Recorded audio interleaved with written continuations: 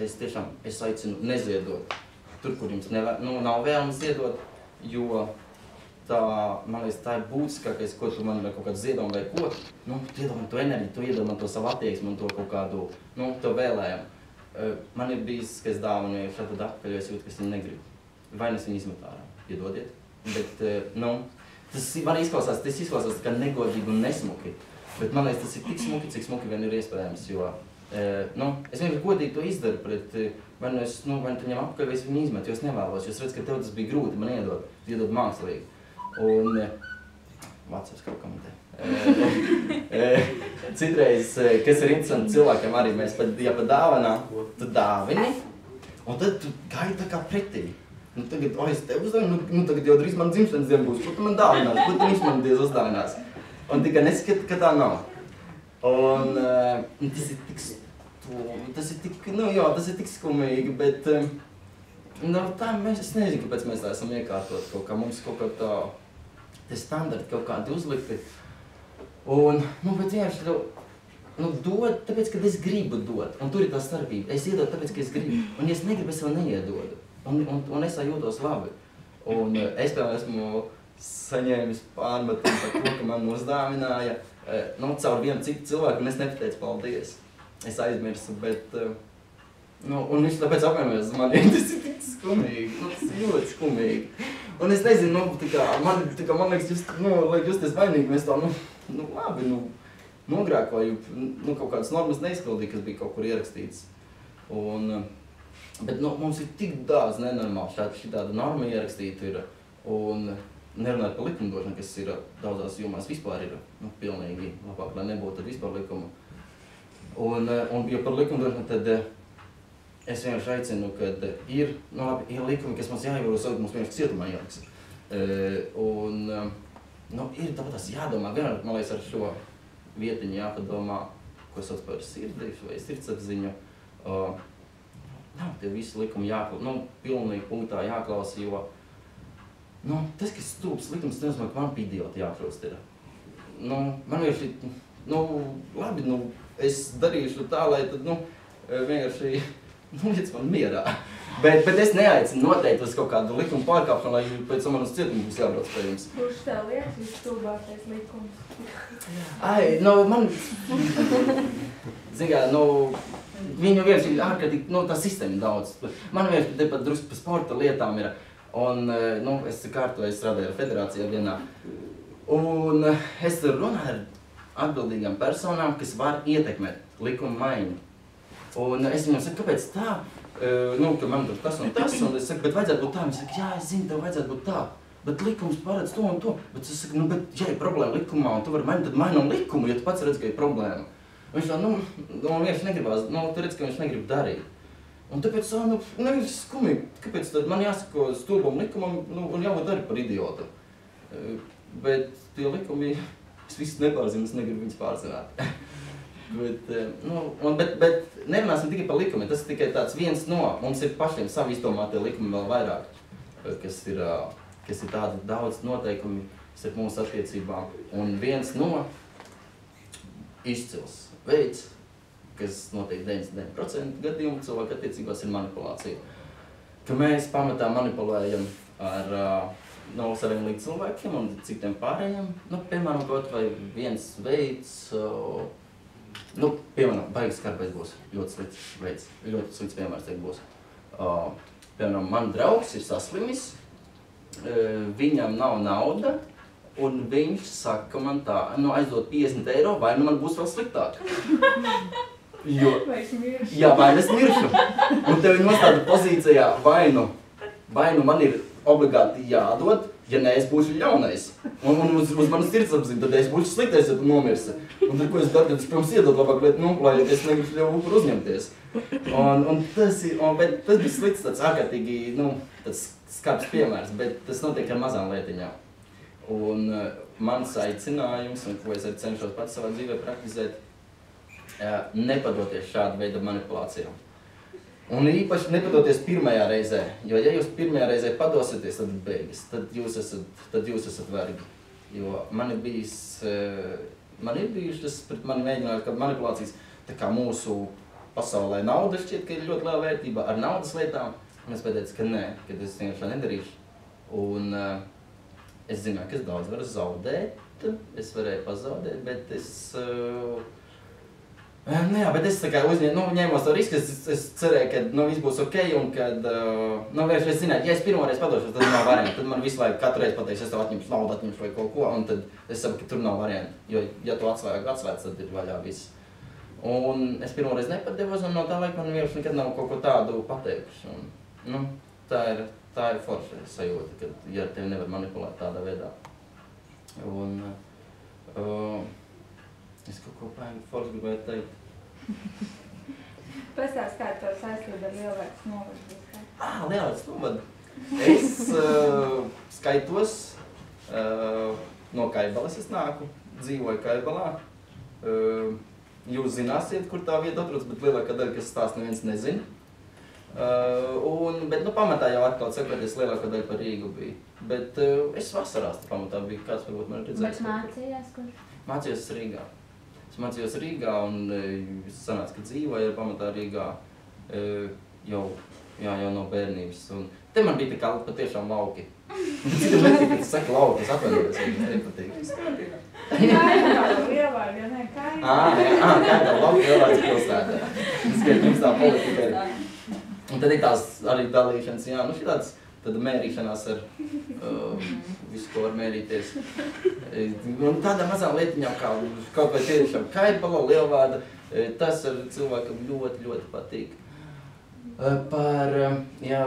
Vēl par sporta lietām, ko es arī, ārkārtīgi, aicinu, piemēram, kaut kāds intervijas lasot vai ko, viss nav tā, kā ir rakstīts.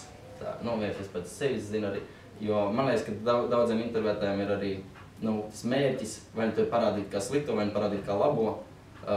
Es, paldies Dievam, esmu bijis kā labais, tā kā tēls, bet ir pārspīlējumi arī, un vienkārši vajag tādu vēsu galvu, vajag uz tām lietām skatīties, jo es nezinu, kāpēc tā dara. Labi, zinu, tāpēc, ka viens cilvēkam patīk. No cilvēkam patīk vai nu kaut kas ļoti slikts, vai kaut kas ļoti labs, tad pa vidu tas vienkārši nav interesanti.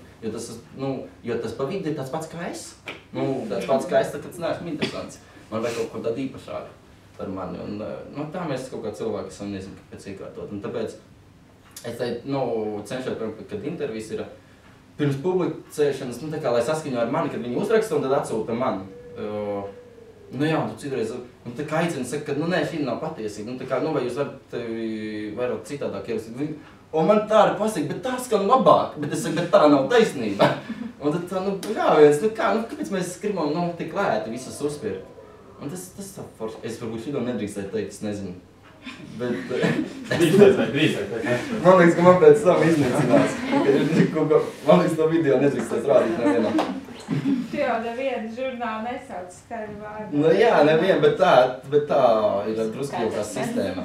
Ne tikai kā viens žurnāls. Un tad ir tā.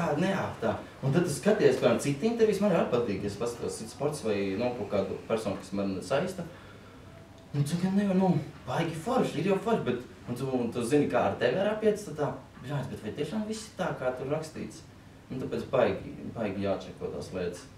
Un visu laiku jābūt tādai, vēsajai galvai. Un arī, piemēram, par vēso galvu, ko es varu pieminēt, piemēram, man tagad šeit ir atbrauc man māsīca, un es viņai saku, man atlaid no darba. Un es tā priecīgi, viņa saka, ko tu priecājies? Tā ir slikta ziņa. Bet es saku, bet tur atlaid, tas bija viss, tur ir tā vairāk biznesa lietnes, tāpēc, ka es būtu slikts. Un viņš saka, ko tu priecājies tagad? Un es saku, tāpēc, ka tas vienkārši ir fakts. Pēc būtības tas ir fakts, kur es nevaru mainīt. Tas vienkārši tā ir. Tad mēs esam pārtraukuši darba attiecības, man nekāda aizvainojuma pret viņiem nav, viņiem pret mani. Un tā ir ļoti būtiska, es iesaku, lieta dzīvē pabeigt visas attiecības skaisti. Tā, lai nav nekāds aizvainojums. Es zinu, ka tas ir grūti, ļoti bieži, bet vienkārši izrunāt, un kad mēs šķiramies un visu, un dzīvē nevar visas attiecības pastāvēt mūžīgi, un viņas nav lemtas tam, un viņam nevajag, un paldies Dievam, ka nav. Un es saku, bet nav problēma, kā ir jau citi darbi.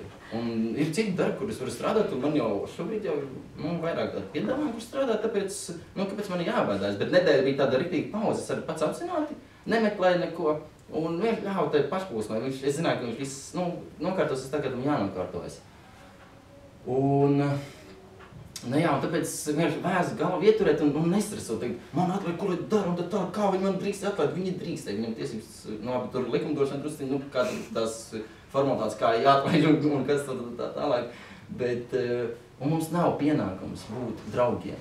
Un to, es nezinu, kāpēc arī mums liekas, kad, tas pēc man, ja tu klases biedrs vai kas, tad mums arī vēlāk ir jābūt draugiem, ja mēs satiekamies. Tā nav. Tas ir baigs, ļauns varbūt izklausās, es nezinu. Un visas attiecībām nav jābūt ilgām. Viņas vienkārši beidzas. Un mēs katrs paņemam viens no otru to, ka mums tajā brīdī vajag. Mēs varējām papildināt, un tad, ja mums vienam no otru neko vairs nevajag, tad arī nav. Un vēl, kas ir, ka cilvēki mēs attīstamies, ar salīdzinājums, ko es bieži minu saviem draugiem paziņām, divi cilvēki ir kā, es nerunāju tikai par romantiskām attiecībām, bet vispār kā divi vilcieni, un viens visu laiku iet uz priekšu, un otrs drusku lēnāk vai vispār stāv uz vietas. Būtu vēlams, lai drusku lēnāk vismaz iet. Un tad ir tas brīdis, kad viens ir tik tālu, ka tu viņu vairs nedzirdi.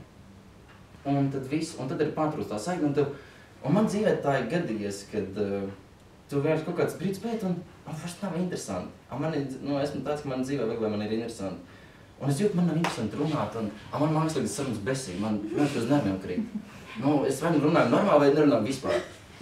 Ir divi varianti. Vai runājam ļoti tā, sirsnīgi atklāti, vai runājam pa lietu, tas varētu kaut kāds sauksim tās biznesa attiecības, vai nerunājam vienkārši, netaisam tādas sēņas, un ka viens otram patīkam, ja mēs nepatīkam viens otram.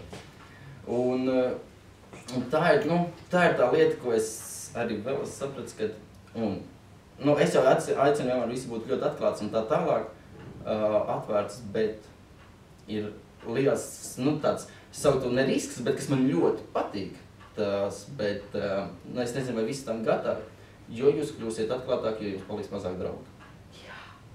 Un tā ir labā pazīme, jo jums paliks tikai tie, kas jums ir īsti draugi. Bet tā tas ir, jo tu pateiksi, bet nevajag jau būt tādam rūpjam un tādam, ir lietas, kuras vienkārši paklusē un nesaka, jo nav vērts teikt, vienkārši netērēs savu un citu enerģiju. Bet, jā, draugi paliek mazāk un viņi nomainās, bet uz to arī vajag tā, ar to vēso galvu, ka tā vienkārši notiek, jo, tad tā jānotiek, jo es eju citu ceļu un viņš citu, un, ja kādreiz vajadzēs, mēs tiksimies, bet visticamāk nē. Tā mēs kaut kā esam iekārtoti. Un, jā, cilvēku attiecības ir interesanta lieta. Jums ir kāds hobijs, tā kā izņemot sportu? Man slikts hobijs kādreiz bija. Man patika, es grēkoju rakstot dzejoļus. Cik ļauni! Es tagad kaut kādā, pirms pāris dienām arī uzrakstīju, baigi ilgi nebiju rakstījis. Tāda lieta man patika, bet man baigā problēma dzīvē. Varbūt kāds man var ieteikt. Es no rītiem gribu ilgi gulēt. Man vienkārši. Es nevaru sevi piespēst no rītiem piecelties, jo man nekur nevajag. Un te arī īsmā runa par motivāciju. Tas pats, kas sportā atkal var saslēgt. Pamatā es daru tā, kad es ejot vakarā gulēt, uzrakstu nākamās dienas plānu. Tas baigi labi disciplinē tevi. Pēc, ka es strādāju tur vairākas dienas un kaut kādu darbiņu jādara, un tad, ja man ir tas plāns, man ir motivācija piecelties. Ja es viņu neuzrakstu, un man tā kā nav nozīmes, kad es tur to, pazvanu tur Andrim, vai 12, vai 1, vai 5, tad ir grūtāk. Tas pats arī sportā. Ja tev sportā ir motivācija, tu darīsi, tev nav, kas man ir bijusi, arī ir bijis problēma tāds grūtāks brīdis, ka nav motivācija baigi grūti. Jo man ir arī diezgan paveicies ar traumām. Man palaikam visu laiku kaut kā. Tā it kā tāds nebaigi nopietns, tad tur viens muskulīts ieplīst, tur saites sastiepjās vai kas. Bet tas patiešām nepatīkami, un tu vienkārši nevar pilnvērtīgi padarīt darbu. Un tad, tad motivācija drusku zūd, ja tu jūti, ka tu nevari. Un tad, kad attopies pēc tās traumas un tu saproti, ka tas ir sliktāks nekā bija, tad ļāviens varbūt vispār nevajag vairs. Bet man ir apņemšanās tam vēl līdz Rio vēl, es plānoju laikam vēl 1 gadu tikai. Tad tu brauc uz Rio, ja? Es nezinu. Kāds šobrīd uz šo jautājumu es sagatavošanās process? Es kā sagatavošanās procesā? Jā, tieši šobrīd. Nē, nu īstenībā man neiet viegli. Es atnācu čikstēt. Mēs varam uzklausīt arī? Es tikai psihologu. Nē, es tikai čikstēt, bet, esmu daudz lietas, bet arī atkal jautājums ir par tiem drosmīgiem lēmumiem. Es izdarīju, vairākas izmaiņas savā dzīvē. Drosmīgs lēmums, kur man ir tikai labi, ja 2 cilvēki, kas atbalsta to, ko esmu izdarījis. Bet mana sajūtas man lika to darīt, un es to izdarīju. Es nezinu, vai tas būs pareizi vai nē. Bet, jā, man ir diezgan sarežģīti. Tāpēc, ka man vēl papildus arī ir, tas ir iespējams man kā sports noteikti mīnus. Man patīk daudz lietas darīt arī.